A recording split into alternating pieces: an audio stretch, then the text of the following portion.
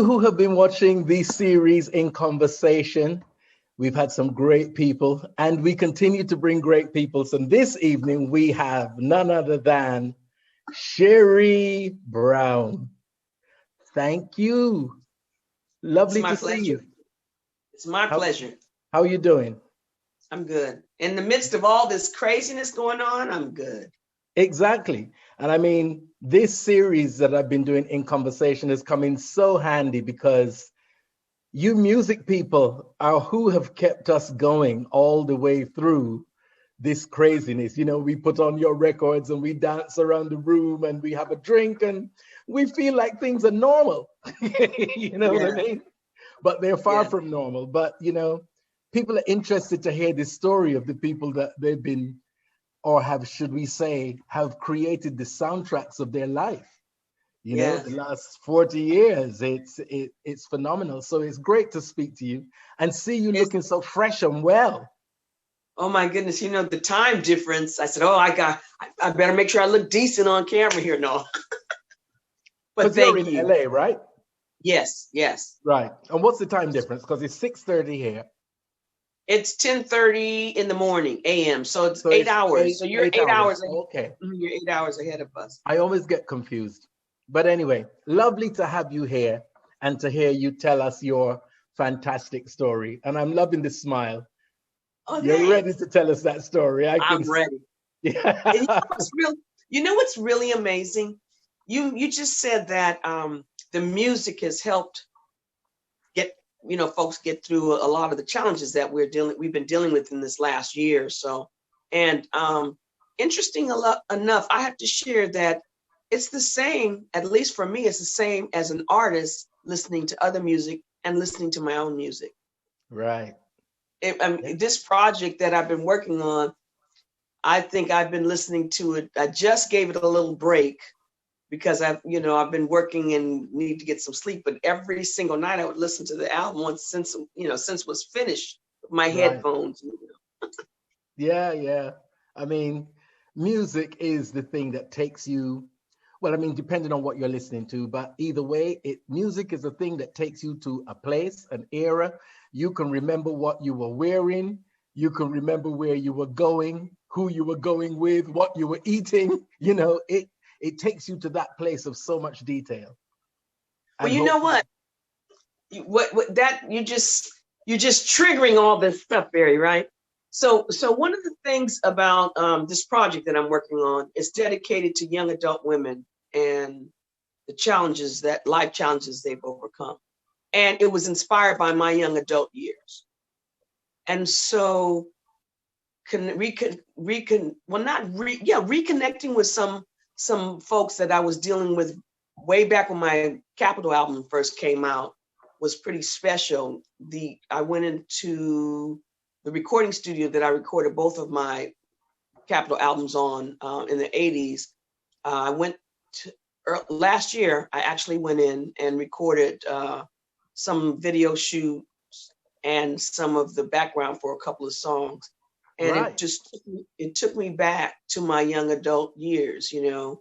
It was just so special. The music that was out then and the people I was affiliated with and working with, and some of them I still work with. So this project has just been overwhelmingly emotional at times for me because it's just taking me back. You know, those years were some really great years. But I mean, you know, it's emotional in a good way because they were great times.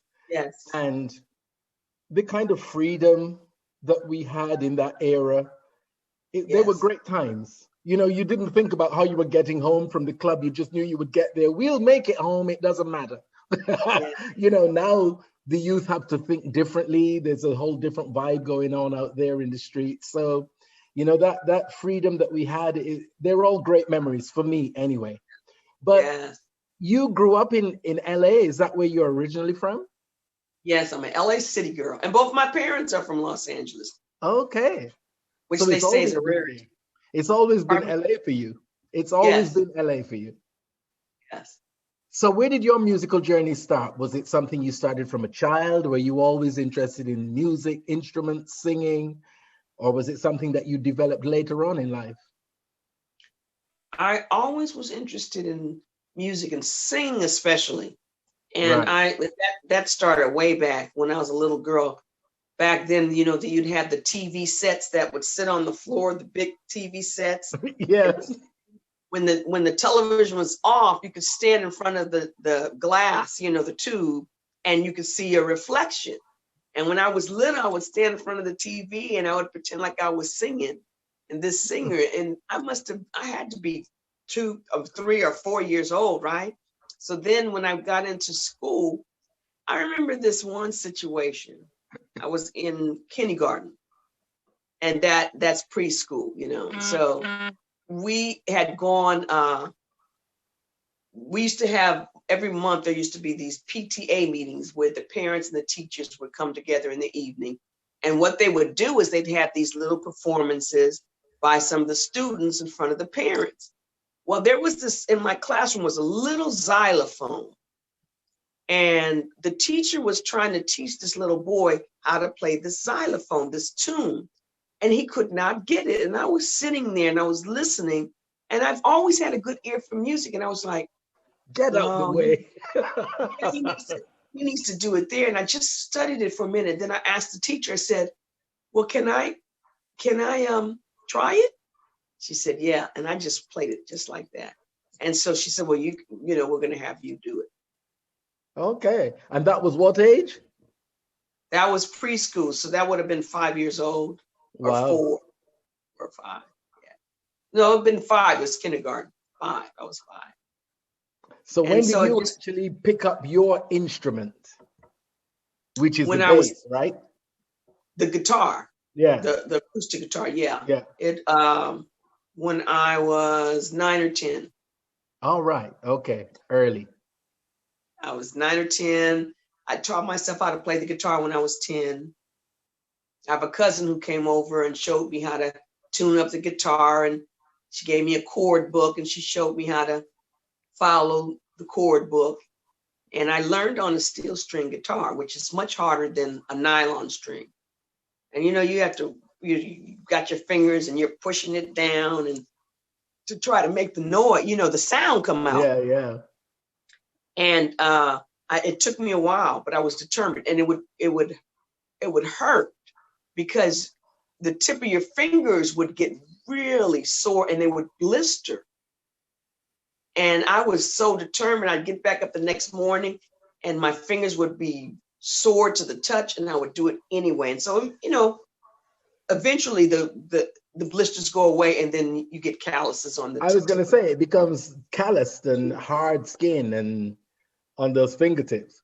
But yes, the great thing is you can see your passion for it even as you're telling the story, because you said it used to hurt, but the smile was as big as this. You were like, it used to hurt, but you know, it was so you know, that music and the love of it was taking you through the pain. You didn't care about the pain. Right. You didn't care about the pain. So you were self-taught, or did you have official lessons eventually at some stage? I was self-taught, and I did not take my first official lesson until I was a freshman in college, I think. Right. I was out of high school. Yes. So up until that time, you were just playing self-taught and doing your own thing.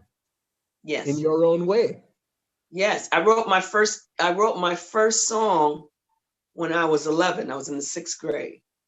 Can you remember what it was? Yes, it was called I Really Love You, Baby. Are we ever going to get a rendition of that? Or is that something you put in a drawer somewhere, never to be? You know what?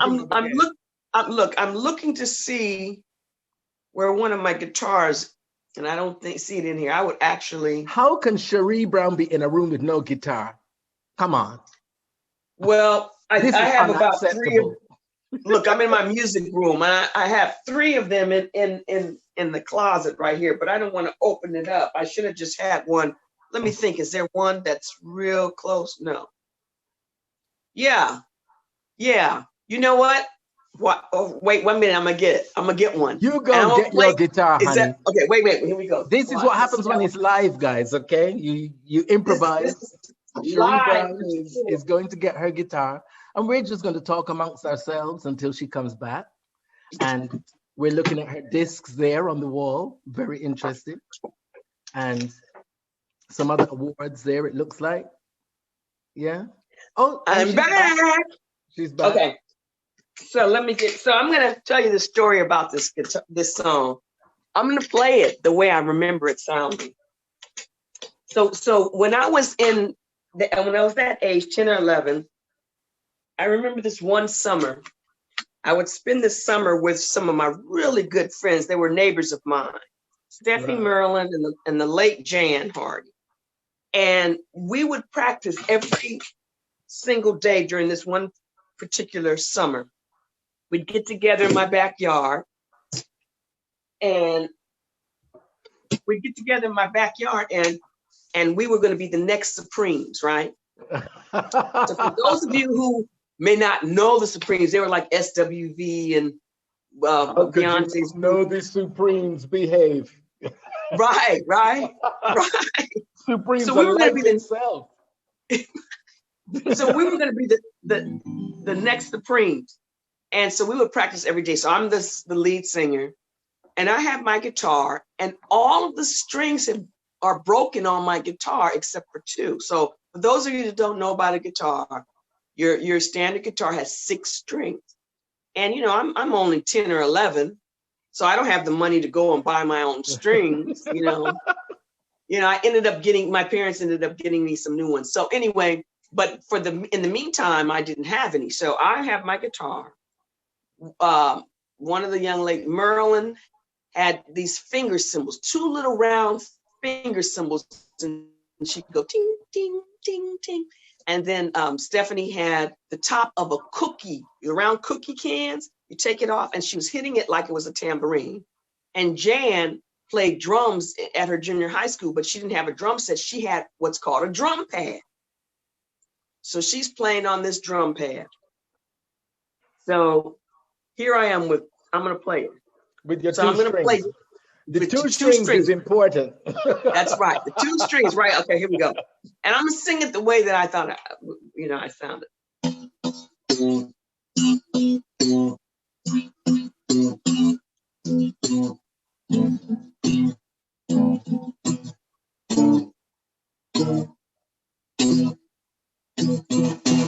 I really love you, baby. I really love you, baby. I really love you, baby.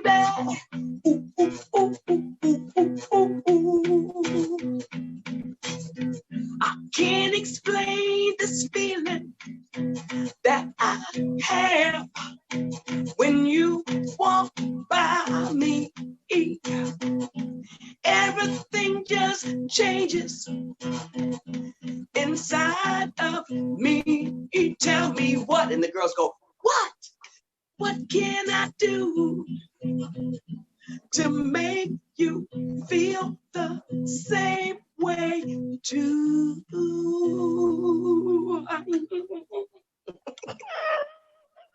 That But is I I really just love you, say, baby. that was not too dissimilar from many Supreme songs. So you were on your way. No, I do a really remake. love you, baby. Ooh, ooh, ooh. I think we've heard those lyrics before. So, Right. So I was just, 10 or 11. And so what I would do is, once I started learning chords, when I would learn chords, I would experiment. Right. Where your finger, you have a chart and your fingers are supposed to be on certain strings and certain frets. And I would say, I wonder how it would sound if I just didn't put my finger on this string. And so I started playing chords that were jazz chords before I even knew they were jazz chords. And I started playing chords that folks didn't even, they would look at the chords, they would listen with the very different kind of sounds, like, what are you playing? What are you playing? but it would sound good and would feel good. And so I that's when I created my own styling, you know, with the music. And that's one of the things I recommend for folks to go ahead and learn music, especially if that's what you do. But one of the things that I thought was a benefit for me was the fact that if I had started learning those technical things musically, I probably would not have stumbled on some of the chords and the changes and the music that I Yeah. did. So I kind of did it in reverse. You know, later on I took my The first official training, and yeah, fingers in the I learned right how, place, and yeah, yes, yeah. and I learned how to play the flute. So that helped me to get some basic music theory.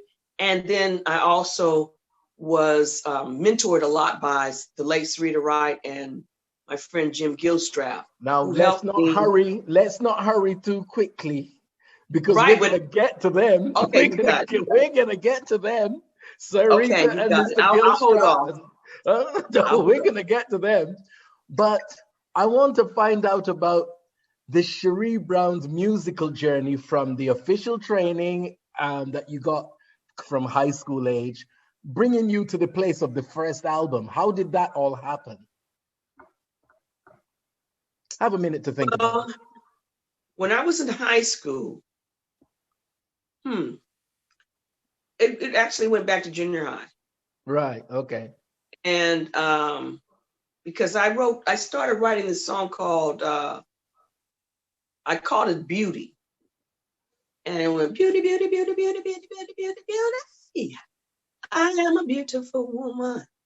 I started writing that in the 7th grade. That would have made me 12. And years later, finished it with Patrice and some other writers. In fact, I did a single that I released independently in 2018 called Beautiful Woman 2018. It features Patrice and myself. Yeah. So I'm kind of jumping, but what I enjoyed the most once I started learning the chords was creating. Yeah, the So creating. where other people would be learning and performing other folks' music, I would be creating my own and performing my own with my Yeah. guitar. So I enjoyed it so much, Barrie, that I would play anywhere and everywhere that, you know, in a good place, of course, that I could. I used to play at parks and talent shows.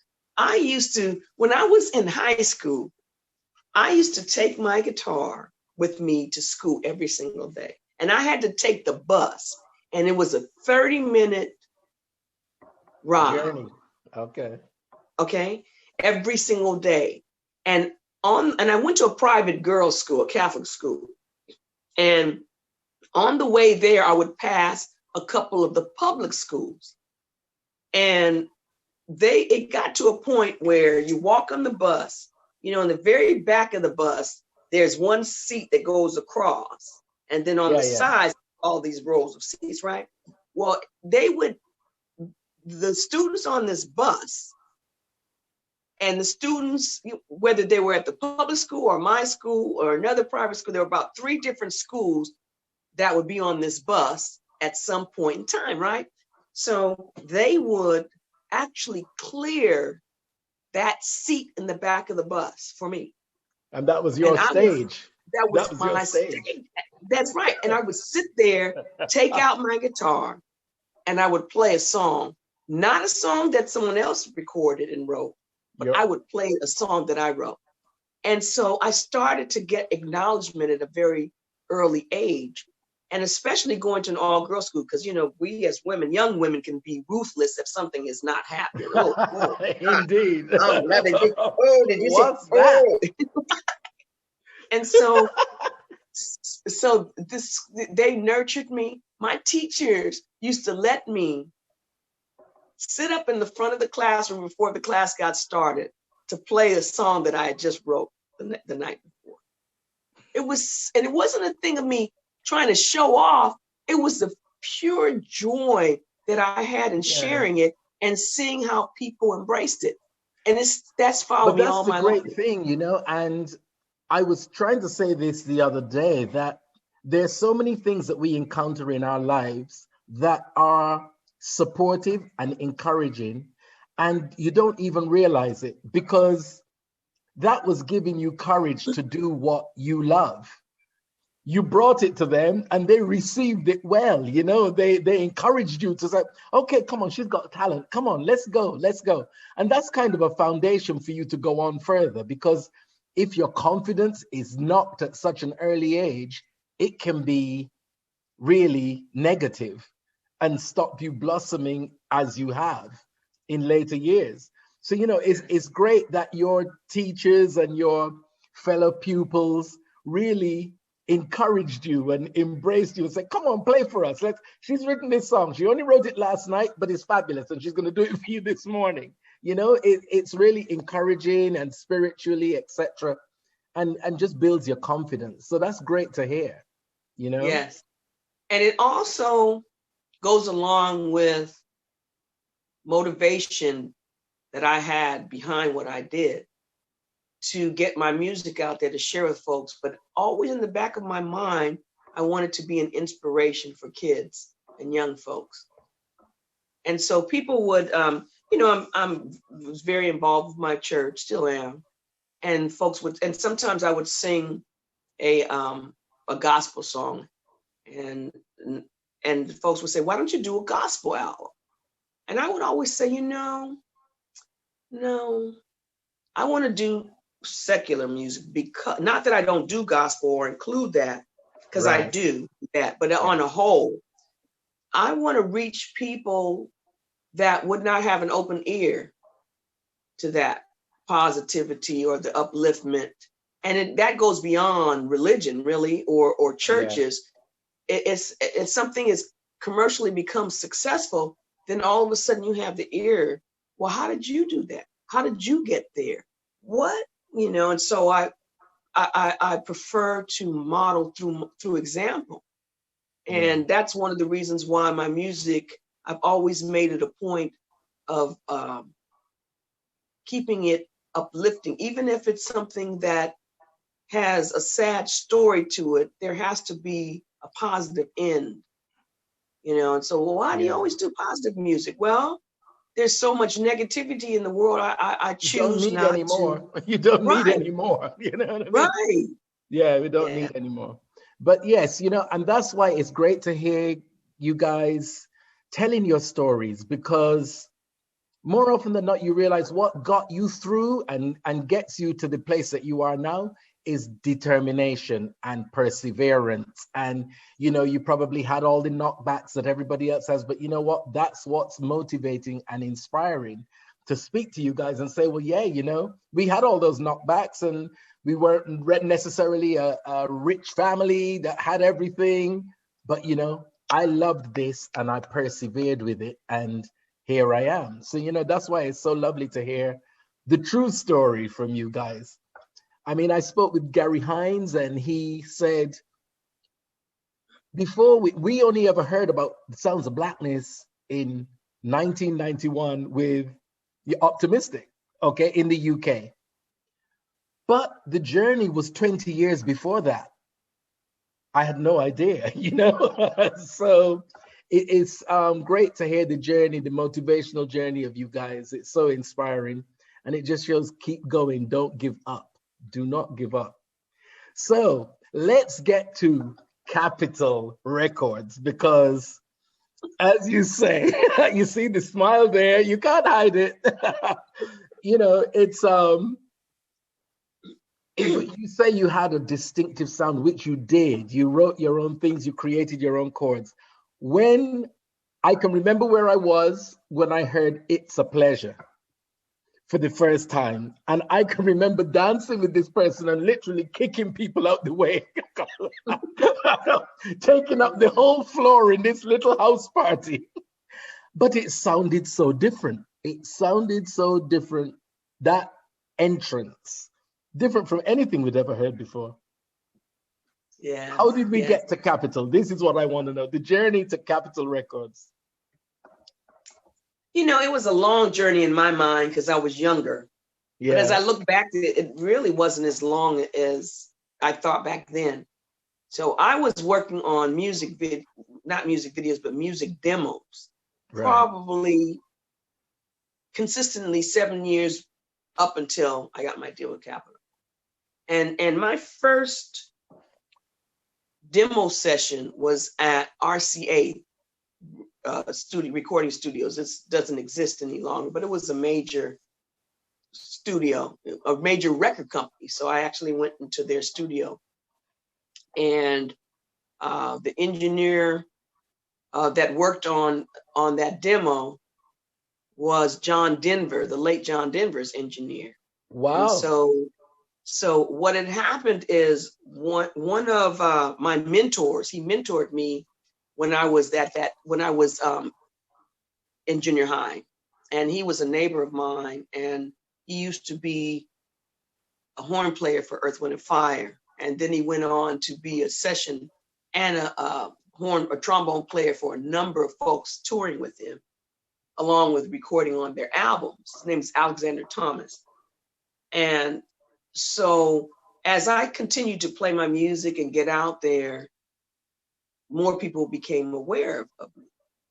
And so my first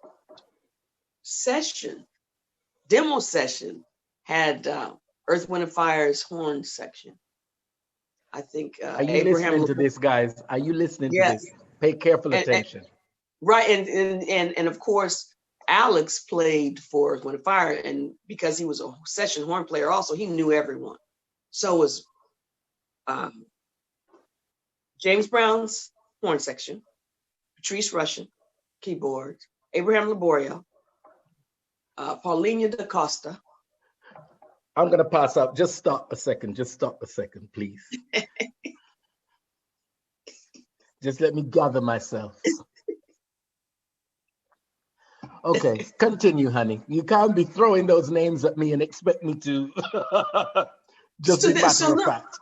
Right. So, and the background was Patrice Rushen, Jim Gilstrap, and myself on my demo.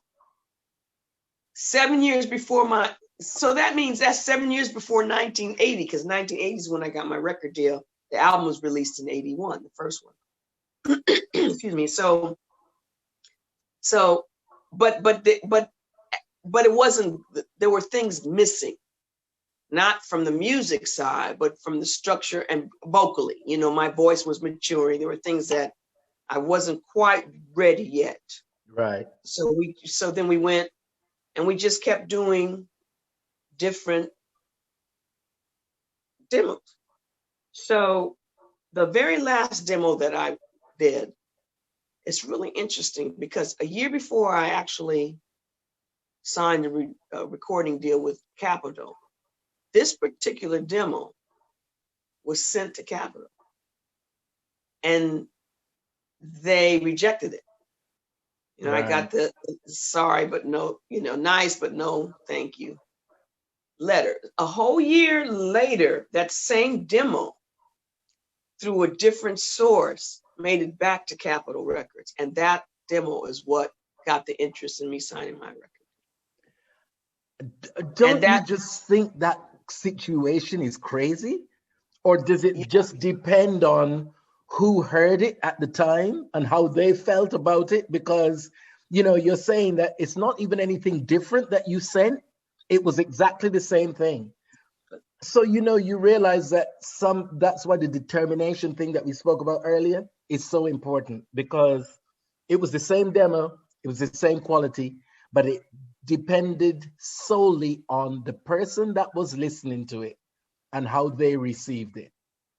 Well, was the same person listening a year after? No.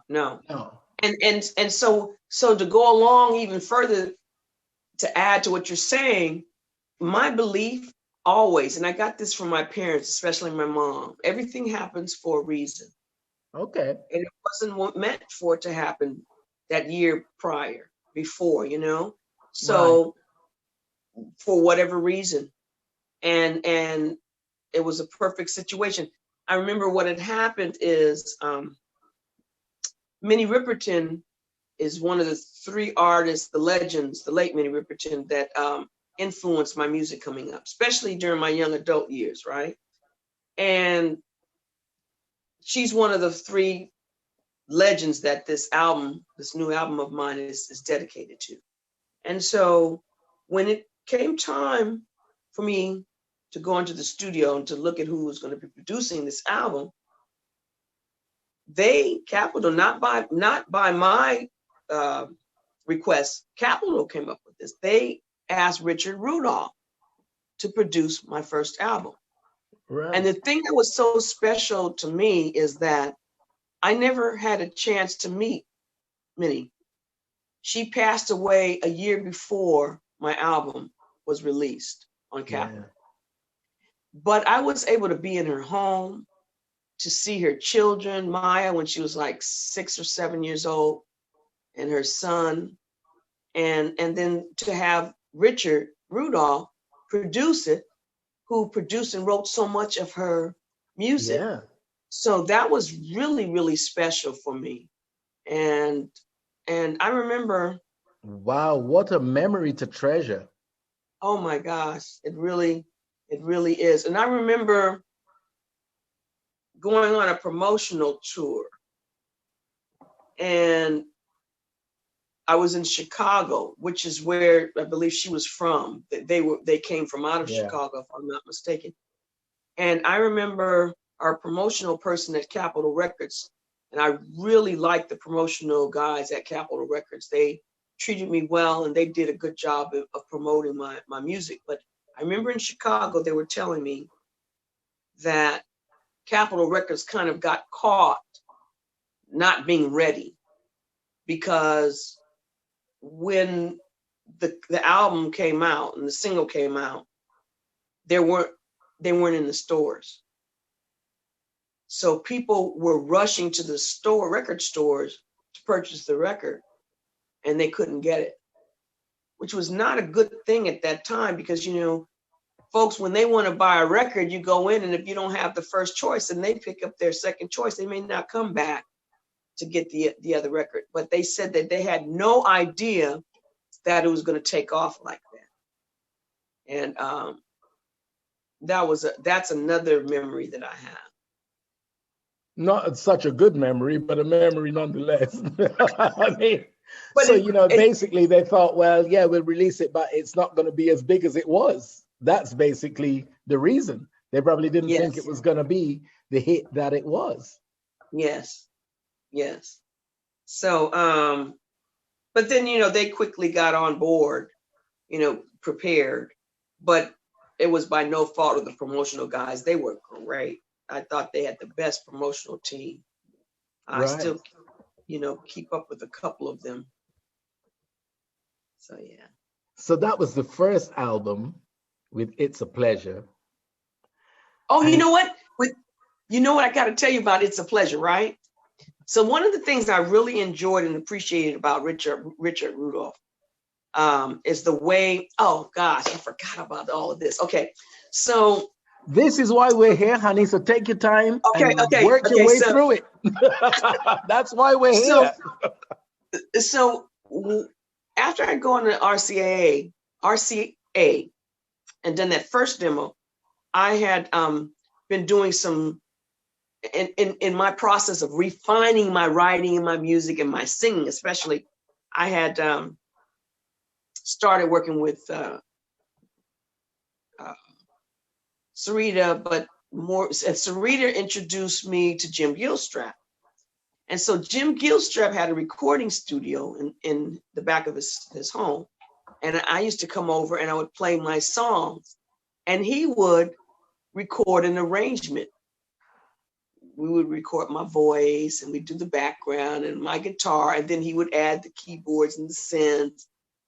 And so when I went into the studio with Richard for the first album, I had all of the songs, for the most part, done originally or prior with Jim Gilstrap in his studio. So what we would do, and I really appreciated it, because we had, again in this session we had John Robinson on drums, Abraham Laboria, we had Abraham LaRoyal came in and did one or two things, but it was Curtis Robertson Jr., who was married to Sarita at the time. And it was Paulinho da Costa. Wow. And Paulino Patrice da Costa. Rushen. Yeah, Patrice Rushen, Michael Boddicker, and we had Jerry Hayes' horn section and the James Brown's horn section. And Patrice was doing strings. And so that's I'm jumping ahead. But what would happen is before we would do each song, we would all be sitting in the recording studio in the room where everyone's going to record. And Richard had a tape recorder because then everything was on a cassette. And he would put the cassette in and he would play the song that Jim Gilstrap had worked on arranging. And he would play it and let everybody hear it. Of course, the charts were all done, the chord charts, because Alexander Thomas made sure all the chord charts were done for each song. But Richard would take the time and he'd let everyone hear each song that way. And then after they heard it, they'd go and we would record. And it was very magical. It was very spontaneous. It was very organic. And It's a Pleasure came up and we ended up using the first take of It's a Pleasure, which was the only one out of the whole album that we had done that way. And the reason why, the energy was something. So what was happening, I was just so excited because I would be playing my guitar also, and they would be recording, and my vocals in a vocal booth. And then the musicians in each of their spaces. And so what normally would happen is that after the recording happened, we would re-record my guitar and my vocals, right? So because the quality's better, you're not, the guitar sound's not bleeding into the vocal sound. So you want to have them separated, right? Well, I remember at the end of it, I was like, yes, oh, yes, I was so excited. It's a pleasure to me. Yes, oh. And we ended up keeping that tape, including all of my excitement at the end. So you'll hear that at the very end of the song. Oh, is that what it is? Okay. Now we know. See, that is why it is important to hear these stories. So when people are going, was she having some kind of breakdown at the end of that? It's like, now you know, she wasn't having a breakdown. She was excited because it was one take and it was perfect. Yes, yes. So that's, I had to share that. Again, a lovely memory, a lovely memory.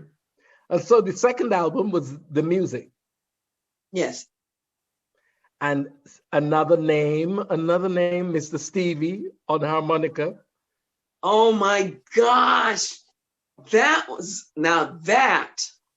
he's one of those three folks that this project is dedicated to. So it's the late Minnie Riperton, it's Stevie Wonder, and it's Dionne Warwick. They inspired me so much coming up, and my musicality has a lot to do with some of the stuff that I would listen to that they did. So Andre Fisher produced the second album, and most of them, he knew Stevie, and and a lot of the musicians involved with the project knew him. And then I had met Stevie when he was married to Sarita, the late Sarita. She introduced me to him when I was in high school. What a voice that woman had. Oh my God. What a voice. Yes. Literally like an angel singing through honey. Yes. Yes. And so I remember he was at KGLH. And a friend of mine who was working at KGLH, I said, I really want to get in touch with Stevie because I want him to play the harmonica on this album. And Stevie had his radio station supported the first album, And so she talked to him and he said, sure, give her my number, give her my telephone number and tell her to call me. And so that's exactly what I did. And, I felt like fainting when he picked up the phone because even though I met him, it was so many years ago and was just in passing. So he said, yeah, I'll do it. I'll come by the studio and I'll do it. And so folks were saying, Stevie's so busy, and he's not, don't count on it. Don't count on it. He's not gonna, as time went on, it was like he's not gonna come. And so we started talking about who the follow-up, who our second choice was. Second choice, yeah. I said, nope, I want Stevie to do it. and so I called him again, and he said, sure, I'll come tonight. And, I told Andre and everyone, they said, well, yeah, don't count on it. So it's about 9 or 10 o'clock at night, and we're in the studio, and one of the engineer runs in. She says, Stevie's outside in the parking lot. And I'm like starting to hyperventilate, right? No, you can't even do your part because Stevie's turned up. Right. So I had written this song called On My Way Home, and I had written it for my husband, because what had happened is we signed my record deal with Capitol, and the month later, my husband and I got married. And I always knew when I found the right man, that's when I was going to get my record deal. And this is exactly what happened. So we lived in San Diego at the time because he was in the service. So I would come to LA and stay with one of my brothers and his family when we were recording in here in LA. And then I would drive home during the weekend. And once in a while, I would, if it was like a Wednesday or a Thursday, and we knew we weren't going to be back into the studio until that following Monday, I would get on the road sometimes like at midnight to drive back to San Diego, which was like a 2 hours drive. So that's how I came up with the song On My Way Home to You. Okay. And so that's the song that I knew I wanted Stevie to play the harmonica on. So fast reel, we're in the studio, and Stevie's listening, and he plays this, he does his part, and he says, what do you think? I said, what do I think? I think it's awesome. So then he says, well, I'll do another one for you. So he went and did a second take. What do you think? Oh my gosh, and so we had a hard time choosing between the two. Right. And he finished and then he left. And so that is my story of On My Way Home. So to have Richard Rudolph, who was closely connected with Minnie, do my first album, to have Stevie come in and do the harmonica on the second album, it was like all of these dreams coming true for me, Yeah. And just to even get an album deal, that was a dream for me. But it's in the environment of greatness, because when you're hearing the names, it's like, yeah, well, Minnie Riperton's there, somebody was there, and Patrice Rushen and Paulina DaCosta and Sarita and Stevie, and I'm hyperventilating and I wasn't even there. So, when the music means that much to you, it's moving. It was so magical, Barrie, because all of us were each other's peers, and we were friends, and we would be hanging out together. And I remember that's when eating right started to really peak in the music industry, where you find people going to vegetarian restaurants, and you'd go, there used to be this Thai restaurant called Chandara's in Hollywood, and people, you'd go in there to have lunch or dinner, and it would be like a who's who of folks coming in. Hi, what's going on? Nice. And I remember when one time when I was dating my husband, we went to Sarita's home, and it was a get together, a potluck, and it was at one point in time everybody just broke out and we did a jam session. Patrice was there, Ricky Lawson, the late Ricky Lawson. Come on. Oh my gosh, we just broke out and just started playing, a couple of drummers, and I remember my husband telling somebody, he was so impressed by this, and he says, and they weren't even eating meat. you know, because it was all, you know, it was all vegan. But you think about it, and it was just our friends. Gerald Albright, you know, we used to Gerald Albright, Paul Jackson Jr.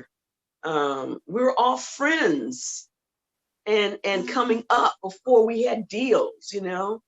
I think the only person that, well, Patrice had a deal because she, you know, she was a child prodigy, so her album with Prestige Records was out at an early age for her, you know. Okay. I think she was in high school, I think, when she got the deal with Prestige. Right. I'm not mistaken, yeah. Okay. So tell me about Being Positively Real. 2001. Oh, you talking about, pardon me? 2001 with Patrice Rushen. Oh my gosh. So here, okay. So here's Sisters this. Positively Real. Sisters Being Positively Real. That's so it. what happened, I came up with this idea, and it was a concept idea. So I said, Patrice, why don't we let's do an album together. And let's not say it's by Sheree Brown and Patrice Rushen. And I came up with Sisters Being Positively Real. So it's an acronym. So we call it Sisters Being Positively Real, but really it's our initial, Sheree Brown and Patrice Rushen. And so we went in and we recorded the music for that. And so it was done independently, and there's some really good stuff on there. But there were a lot of things that I didn't know about releasing independent records. But it was something that I really wanted to do. And it's something that I have forever. At Patrice, you know, to be able to do this with my sister friend. Yeah. You know, somebody that, I mean, we've been friends since, I think we became friends. We met each other in 1974. Okay. I was just out of high school and she was in college. And so, and the way that we met was at UCLA, University of California, Los Angeles. And what happened, it was Jazz History Week in LA. And UCLA was sponsoring a jazz series, a free jazz series. So there's a guitar jazz artist named Joe Paz who plays the guitar. Right. And so I said, okay, I'm going to go to Joe Paz's workshop. And I brought my guitar.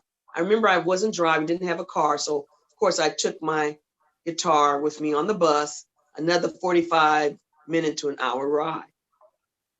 So I was sitting in there and I, you know, was listening to him, but I was a little disappointed because I thought it was more of a hands-on workshop. That's why I brought my guitar, but it was lecture. And so like during how you like to play at every opportunity, you brought that guitar. That's right. Exactly. Okay. That's right. You're right. So you're right, Barry. So what happened is it was halftime. It was a break. And not halftime, I'm thinking of basketball, right? It was a break.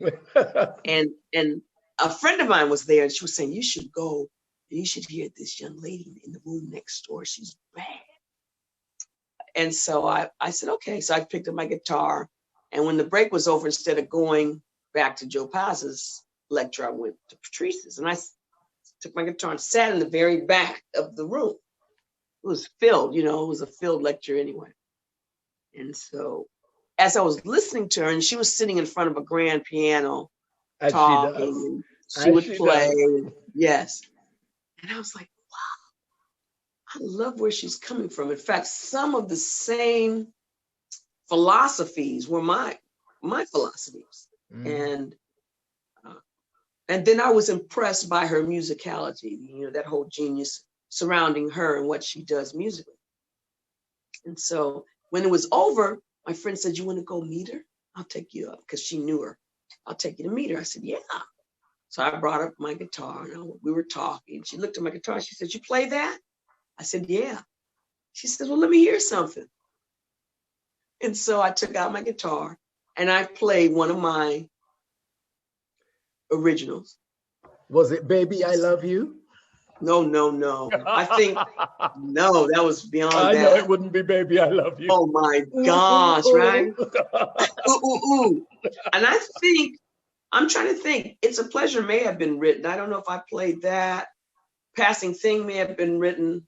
I don't remember, but it was something that I'm almost sure ended up being on my album eventually down the road. But I played it, and so she said, if you ever need any help, call me. How If there's wonderful anything I is can ever that? do. It was awesome. And she gave me her telephone number.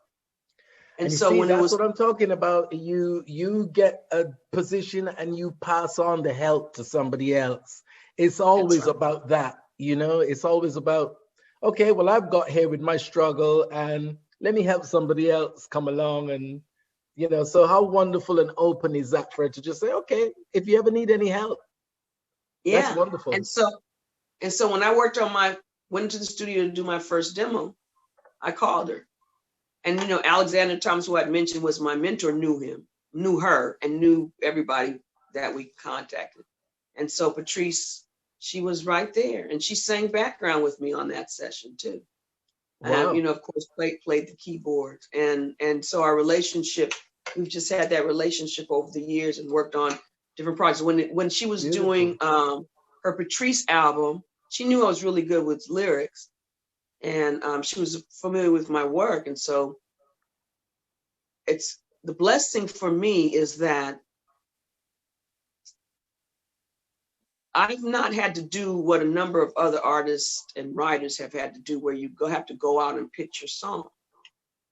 Patrice approached me, and she already had an album and a deal, and she was already working on an album, and she needed lyrics. She says, well, I need help finishing up these songs. Are you open to it? I said, yeah, sure.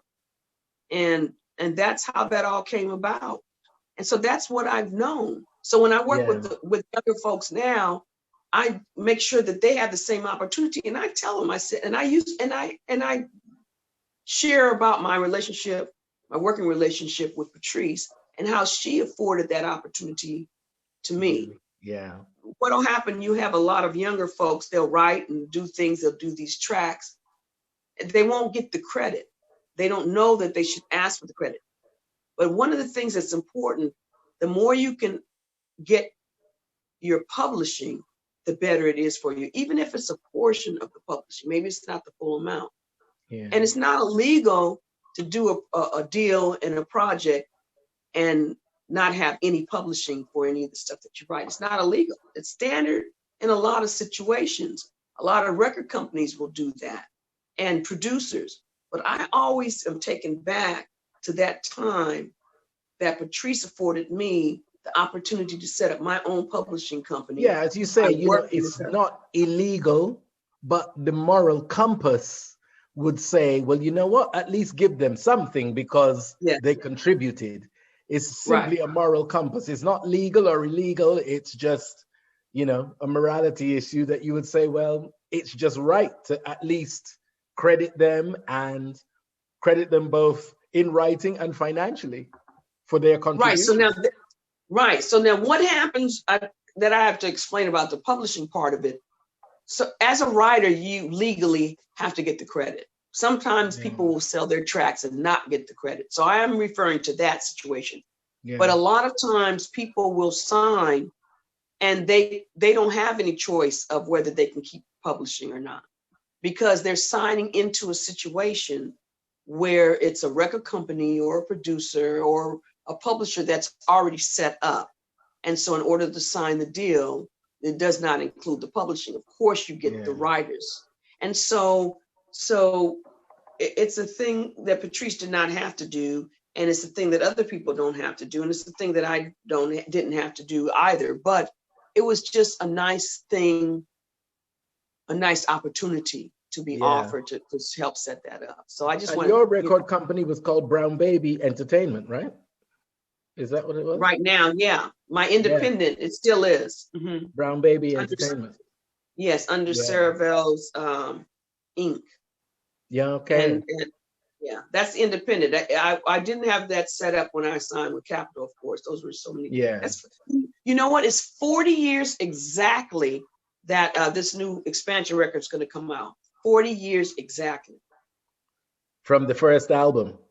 From the Capitol album, yes. Yeah. First album. Isn't that something? And how quickly has that gone? 40 years is just, you know. Quickly. That's a great anniversary celebration. It really is, because there are a lot of us, a lot of folks that aren't able to do it for one reason or another, or not here to do it. You know? It's a privilege for me and a blessing.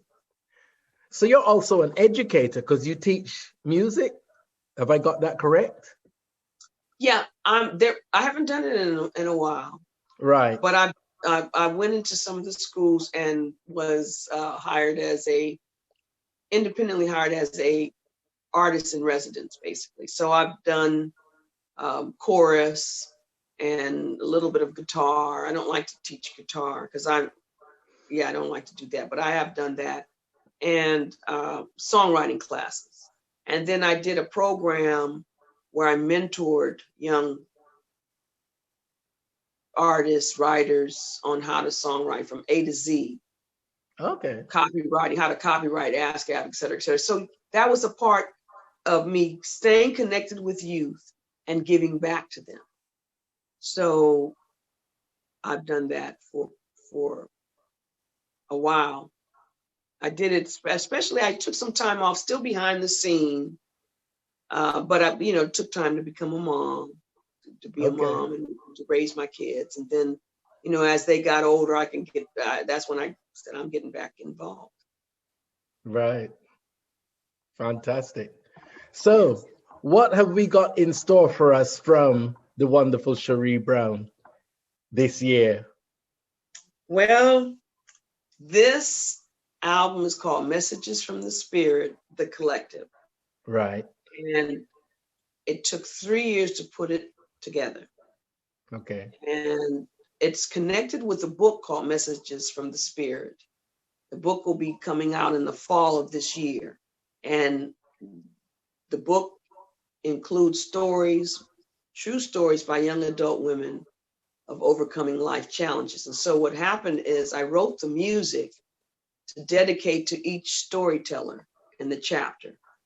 Right. And some of those telling the stories are actually singing on the song that I dedicated to their story. Some of them are even co-writers with me. And we were hoping to have it's a very connective project. Oh my God. It's written about you, and you're going to sing on this that I wrote about you, and you're going to write this. And, yes. It's very connective. Yes, it really is. I think everything I do is great, right? I'm almost like, this is the best project. This is the best thing I've ever done. But I really feel that this project is the best. It's the strongest thing I've done since my first Capitol album. And it's expansive.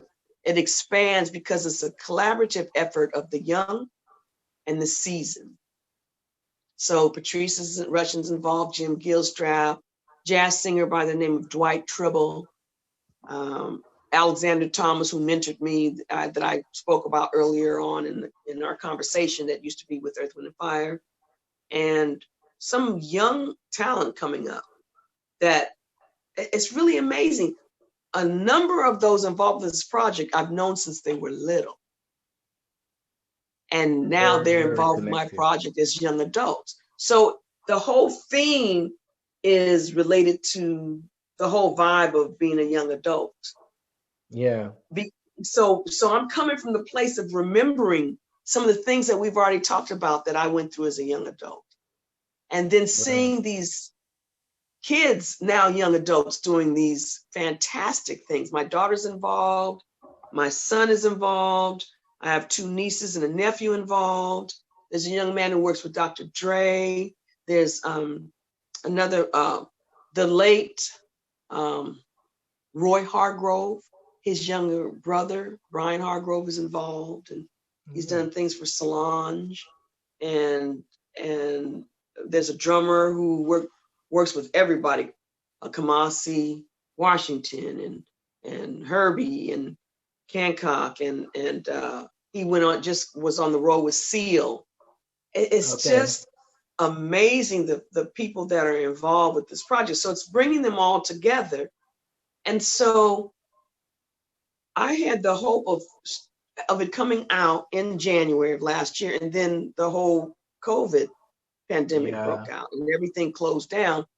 So there's a song, this is so funny. There's a song, the very last song that we finished on that album was something that was added at the last minute. It was my son. He sent me a track. He lives in another state. So he sent me a track that he had done. And I said, oh my gosh, I want to finish this and so we can add it to the album. So he sent it.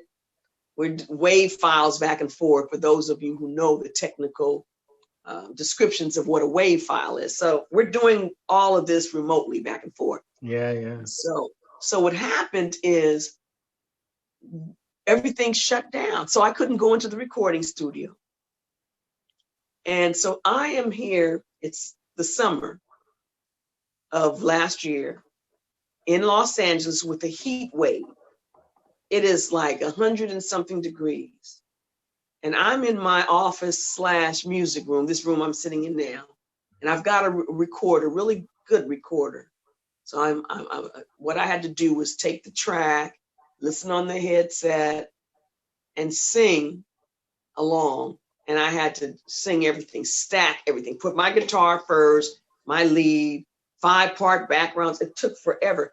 And it is 3:00 in the morning because I'm recording in my office music space, which is not set up to be a sound room, right?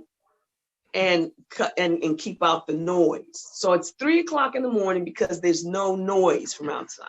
Yeah. I have all the electrical stuff turned off. I'm got the fan turned off because you can't hear the fan, and I'm perspiring, I'm just dripping. And all of a sudden I'm like, okay, what is that hum? And I figure out it's the light that's on in the room. There's just faint hum, right? So I had to turn the light off. So here it is, 3:00 in the morning, pitch black dark with the pin light, a heat wave. It took me 3 hours to record. That is definitely a job of love and passion. My gosh. That was a job of love. It really was. Otherwise, you just say, "Oh, to hell with it." That's it. It's done. Gosh. And Barry, I almost did. I was almost like in tears because that happened 1 day, 2 days, 3 days of that. And finally we got it done. And Steve Barry Cohen, who works with me, he's excellent in the studio and great producer and a writer. He's very involved with this project. We came out, so I kind of joke with it. It's the song is called Salt and Light, Rise Up. So I call that my COVID song. That's the hardest thing I've ever done. So the music, with this project, there's another thing. So there's this artist, an international acclaimed graphic artist, designer. He is a painter, and our home is filled with his paintings. His name is Charles Bibbs. And back in 2018, we started talking, at the beginning of 2018, end of 2018, we started talking about this project. And I was talking about the song I Choose Love, which Patrice Rushen and I co-wrote. And I would say it would be awesome if you could get involved with your art, because the book has art in it. The book that's connected with this music has art dedicated to each chapter also. Right. And he was aware of it. He says, well, maybe I can do the cover. He says, I did it for Ramsey Lewis back in, so I don't remember the year. I did it for one of his albums. I was like, oh, that would just be awesome. So to make a long story a little shorter, he is doing the art. Yeah. The art for the album cover and the art for the book is by Charles Bibbs. Wow. That is like major for me, right? So we spent a year going back and forth looking at his images and him hearing parts of the songs I was recording. And the piece that he came up with is called Love Is. He says, I think I'm going to call it Love Is. He says, because it's about everything about love. I said, wow, because that's what this album's about, you know? And so when we thought we were going to release it, and then it kept getting delayed, I just was, you know, I get disappointed. Yeah. But folks kept saying, no, there's a reason for everything. Your album, this album is going to be appropriate for whenever it comes out. And it really is right now. So we started out with I Choose Love, which was the song that got Charles Bibbs interested in. We did a music video that's actually going to be premiering this Thursday for that song. And it's pretty incredible. Lance B. Mitchell. Well, I'm not sure what his middle initial. Don't quote me on his middle initial because I don't have that in front of me. But it's Lance Mitchell. His dad was actually a cinematographer, and so he directed it and produced it with myself and my partner and my husband Doug Johnson Sr. and Brenda Hewitt, and it's just a labor of love. And all the music videos, labor of love. I hooked up with another young adult who I've known since he was little. His name is, he calls himself Imhotep X. So there's a number of music videos that are going to be coming out and that are out related to this project. But the reason, what led me to who was going to be distributing it, Expansion Records, right? Yeah. First, we were going to release it independently. And when we finished the album, as people started listening to it, they were like, this stuff, we need to do something bigger than you just releasing this independently. And so we started talking to distributors, and relationships are very important to me. And we decided against this and against that company. And then I thought back to Expansion Records because they had released Messages from the Heart, an extension of love, which was connected with the first book, Messages from the Heart. Yeah. And that was done, in 2012, 2011. And so I said, well, let's contact Expansion. And that's what happened, Ralph T. and Richard Serling. And well, even and I from felt that like, story, you hear inspiration and determination. As you said, circumstances or situations might not always be perfect. You struggled with the heat and the dark and the everything, to make it happen. So again, It boils down to determination, perseverance, commitment. You were determined to get it done. And sometimes you just have to work with what you've got. And the circumstances are not always perfect, but you made it happen. You made it happen. Right. So and let's hear the name of the album. The name of the album is? The album is called Messages from the Spirit, The Collective. Messages from the Spirit, The Collective. When is this available? March the 5th. Yeah! March the 5th, guys. March the 5th. And the first single is called Take a Walk with Love. And Expansion picked it as the first single. And I thought it's the first song on the album. And I thought that is really appropriate because a number of the inspirations that came from, that were a part of writing that song came from some of the visual art that I was seeing from Charles Bibbs. Right. And when you hear some of the lyrics were actually inspired by some of the visuals that I saw. So it's just a fun song. It's one of my favorite, but I like everything. They're some great. Most artists always say, you know what? I love all of them because they're all my children.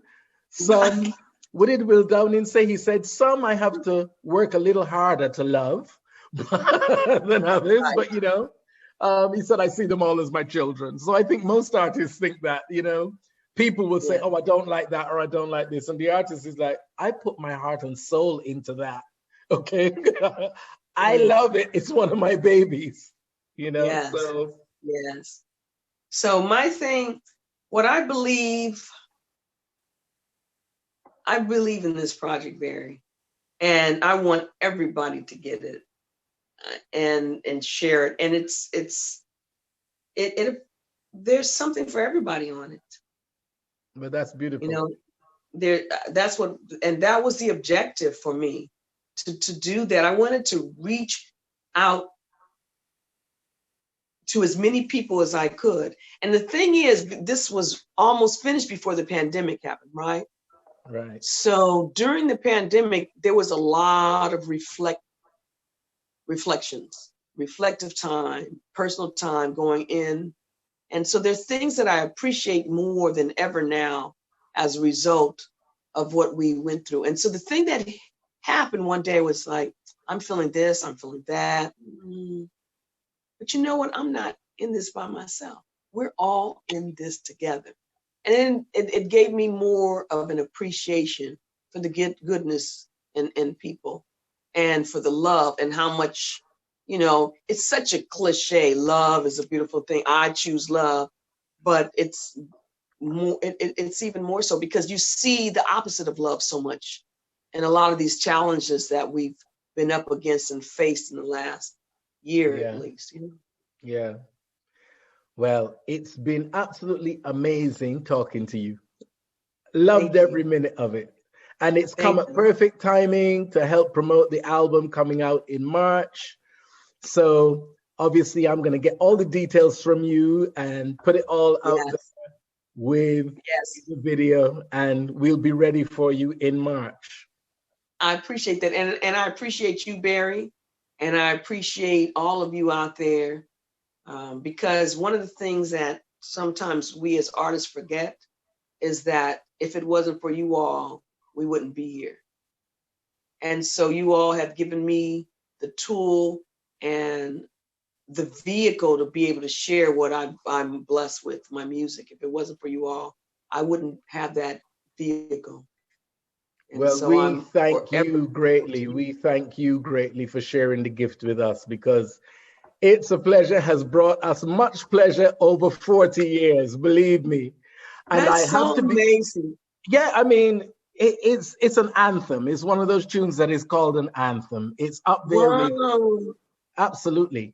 And I have to be very cheeky and ask you to do a favor for me and give a friend of mine, Angela Cunningham, a big shout.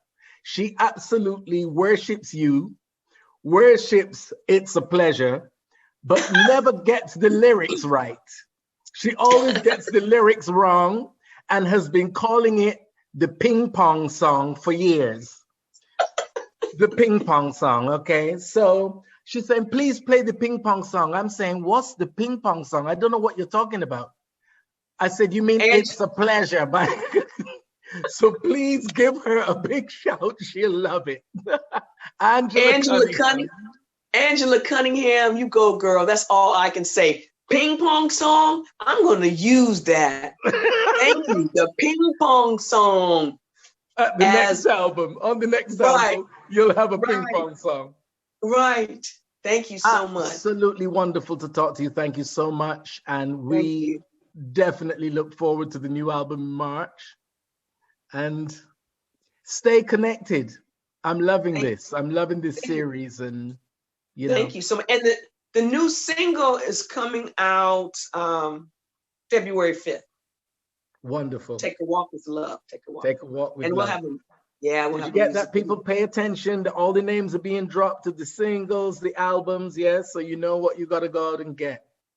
And the thing, and we're even going to give a free download of one of the songs, only for a week. The music video is already done. So this weekend, my new website will be up. And so you go to www.realsheree.brown. That's spelled REALSHE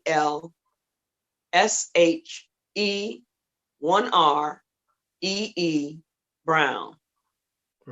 .com. Real Sheree Brown. Wonderful. And you know, you'll have specifics and can follow what we're going to be doing in March. I'm planning on doing a live virtual concert performance, I would say, because we're still kind of locked down, so it'll be more of an acoustic kind of the thing. lockdown is in London as well, so we're, as you say, know. we're all going through the same crazy situation at the moment.